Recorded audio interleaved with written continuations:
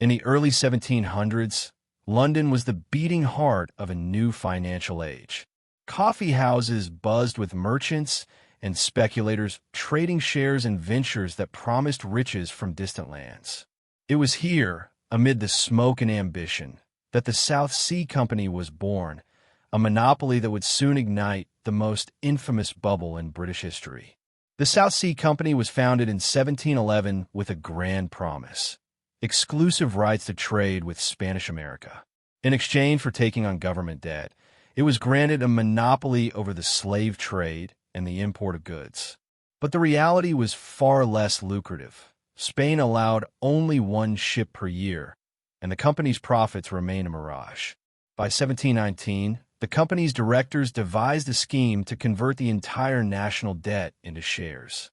They lobbied Parliament with bribes, handing out stock to influential politicians. The plan was sold as a patriotic duty to reduce the nation's burden. But in truth, it was a sophisticated trap designed to enrich a corrupt few at the expense of the many. As rumors of vast wealth spread, the stock price began to climb. From £128 in January 1720, it soared past £300 by March. Coffee houses became frantic trading floors where clerks and dukes alike wagered their fortunes. The air was thick with greed, and the belief that prices could only go up became an unquestioned gospel of the new financial religion. By June, the mania reached its peak. Shares hit over £1,000, and new companies sprouted like weeds, each promising absurd ventures. The South Sea directors fueled the fire with false reports and lavish displays. They lent money to buyers, creating a dangerous cycle of debt. The entire nation, from servants to lords, was trapped in a speculative fever dream. But in the summer, insiders began to sell. The stock wavered, then plunged. Panic spread as investors realized the company had no real earnings. Banks called in loans, forcing desperate sales. The market, once a symbol of national prosperity, became a slaughterhouse. Fortunes built over generations vanished in days, leaving behind a trail of despair and ruin. By September, South Sea shares had crashed to £150. Banks shuttered, and prominent families were bankrupted. The scandal reached the highest levels of government. An investigation revealed that ministers had been bribed with stock.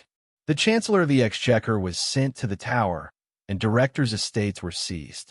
The nation's trust in its leaders lay in tatters. The aftermath was brutal.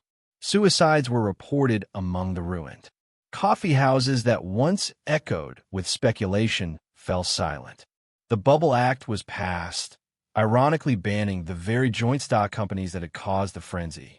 But the damage was done.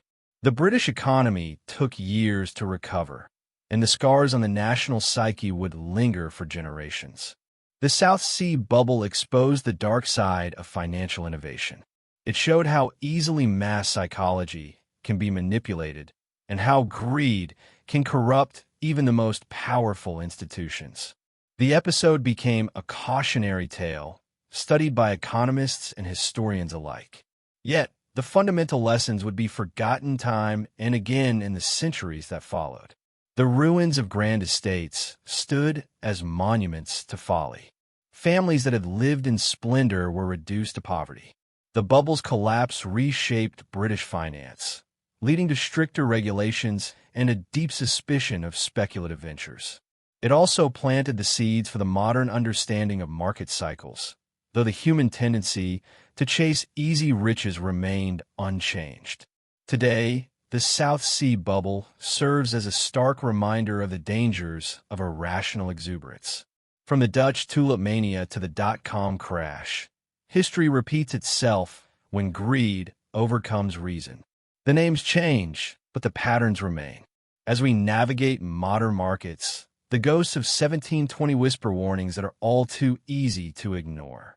If you found this dark chapter of financial history compelling, subscribe and hit the bell for more documentaries on the scandals and crashes that shaped our world.